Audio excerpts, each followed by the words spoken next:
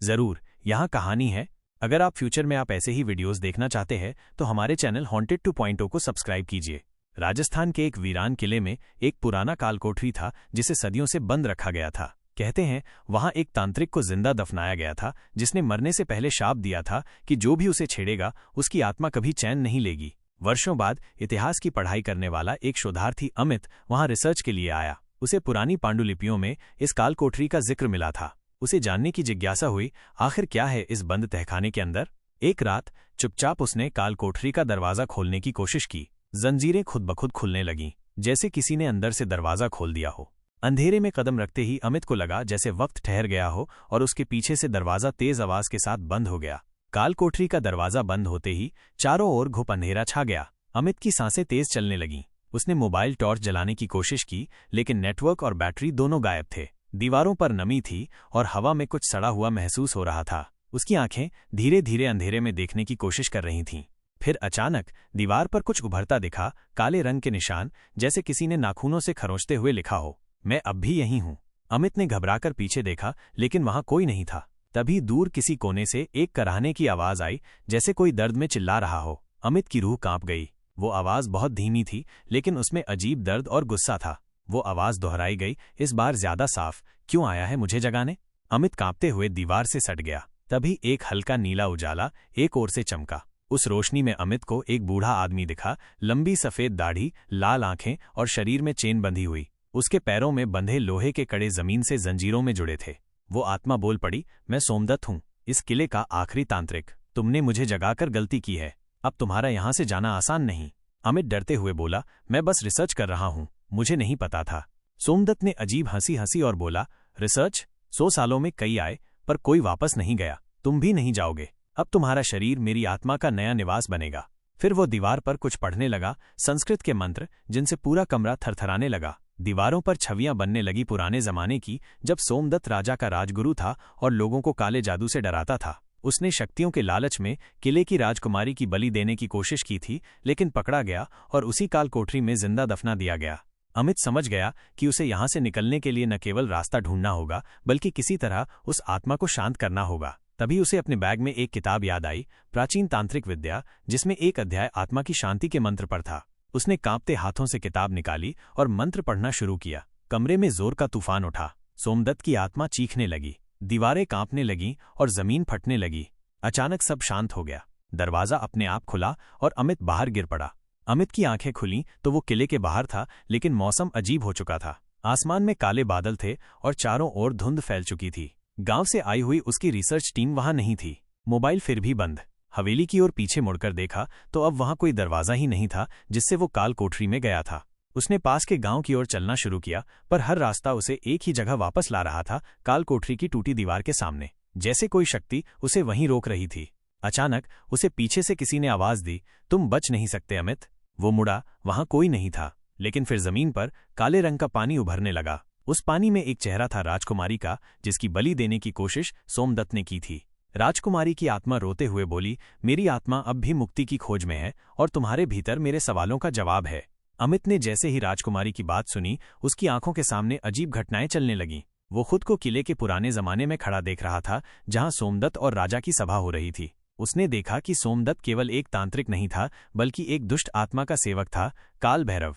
और उस आत्मा को जागृत करने के लिए ही उसने बलि की योजना बनाई थी। लेकिन बलि पूरी नहीं हो सकी थी, इसीलिए सोमदत्त की आत्मा कभी चैन नहीं पा सकी। राजकुमारी की आत्मा अब अमित से एक अनुरोध कर रही थी, मेरी अधूरी आत्मा को मुक्ति दिलाओ, तभी ये चक्र टूटेगा। अमित ने पूछा, मुझे क्या करना होगा? राजकुमारी बोली, तुम्हें काल भैरव के चिन्ह को ढूंढना होगा, जो इस किले में कहीं गुप्त है। वहीं से सारा श्राप शुरू हुआ था, वहीं से अंत भी होगा। अमित ने अब फैसला कर लिया था। वो किले के तहखानों और छुपी हुई सुरंगों की खोज में लग गया। उसे एक पुरानी नक्शे की किताब मिली, जिसमें लिखा था, जिसका द्वार न खुले दिन में, वही लाता है रात्रि का अंत। उसने रात का इंतजार किया और फिर एक पुराने कुएं में उतर गया। वहां उसे एक दरवाजा मिला, पत्थर से बना, और उस पर अंकित था काल भैरव का चेहरा। अमित ने जैसे ही दरवाजा खोला, एक तेज चीख उसके कानों में गूंजी। अंदर अंधेरा नहीं था, बल्कि आग की दीवारें थीं और बीच में रखा था एक तांत्रिक यंत्र, जिसे देखकर सोमदत्त की आत्मा फिर प्रकट हो गई। वो बोला, अब मेरी अंतिम साधना पूरी होगी, अब तुम मेरे साधन बनोगे। अब ये लड़ाई केवल बचने की नहीं थी, यह आत्मा की लड़ाई थी। अमित ने मंत्रों वाली किताब खोली और शुरू हुआ एक युद्ध शब्दों, आत्माओं और विचारों का। सोमदत्त की आत्मा उसे भ्रम में डालती रही राजकुमारी की आवाज कभी मदद मांगती तो कभी धोखा देती। लेकिन अमित को अब समझ आ चुका था कि जो सच्चा है वो अंदर की भावना से पहचाना जा सकता है। उसने मंत्रों का उच्चारण शुरू किया। ओम क्षमाय नमः, ओम मुक्ताय स्वाहा। धीरे धीरे काल भैरव की मूर्ति पिघलने लगी, सोमदत्त चीखने लगा और राजकुमारी की आत्मा तेज प्रकाश में बदलकर ऊपर उठने लगी। कमरे की दीवारें गिरने लगीं, पत्थरों में दरारें आने लगीं और हवाओं में एक शांति फैलने लगी। जब अमित को होश आया तो वो फिर से किले के बाहर था, लेकिन अब आसमान नीला था, धुंध गायब हो चुकी थी और हवेली पूरी तरह से शांत थी। अमित को लगा था कि सब कुछ खत्म हो गया है। हवेली शांत थी, राजकुमारी की आत्मा को मुक्ति मिल चुकी थी और सोमदत्त की ताकत नष्ट हो चुकी थी। लेकिन उस रात जब वो गांव के धर्मशाला में आराम कर रहा था, उसकी नींद एक अजीब सी गंध से खुली। कमरे में धूप की महक थी, लेकिन वो जली हुई सी लग रही थी, जैसे किसी पुराने मंदिर में हवन अधूरा रह गया हो। आंखें खोलीं तो सामने दीवार पर लिखा था, एक अधूरी आत्मा अब भी शेष है। अमित चौंक गया। क्या ये किसी और आत्मा की चेतावनी है? क्या काल भैरव का श्राप अभी पूरी तरह टूटा नहीं? उसी समय कमरे के बाहर एक बूढ़ा साधु प्रकट हुआ, जिसके शरीर पर भस्म लगी थी और आंखों में गहराई थी। उसने कहा, तूने सोमदत्त को हराया, पर वो केवल एक मोहरा था। असली खेल अब शुरू होगा। तुझे बनारस जाना होगा, जहां हर आत्मा एक द्वार की ओर देख रही है, पर वो द्वार अब भी बंद है।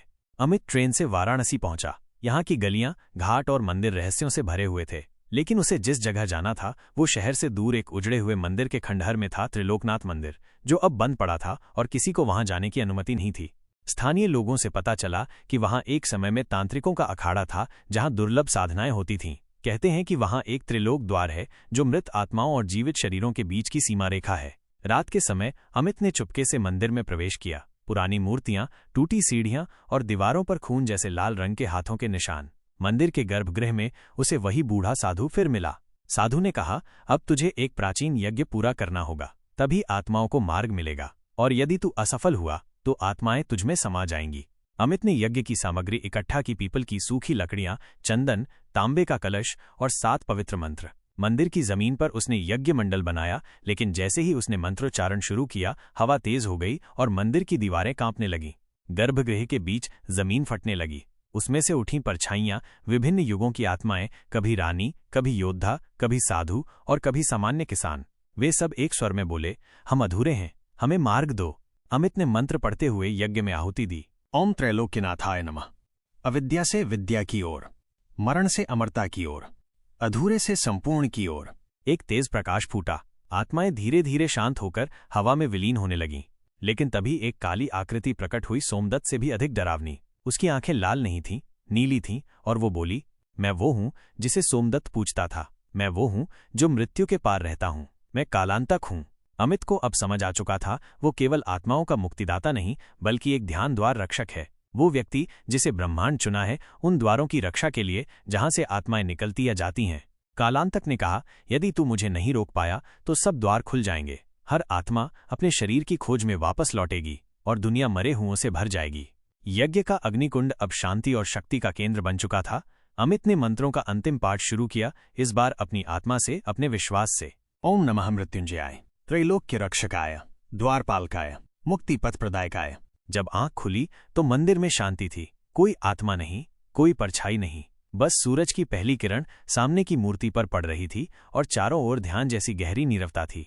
अमित नीचे बैठा था, आंखें बंद, पर इस बार वो शोधार्थी नहीं था, अब वो एक रक्षक था, ध्यान द्वार रक्षक।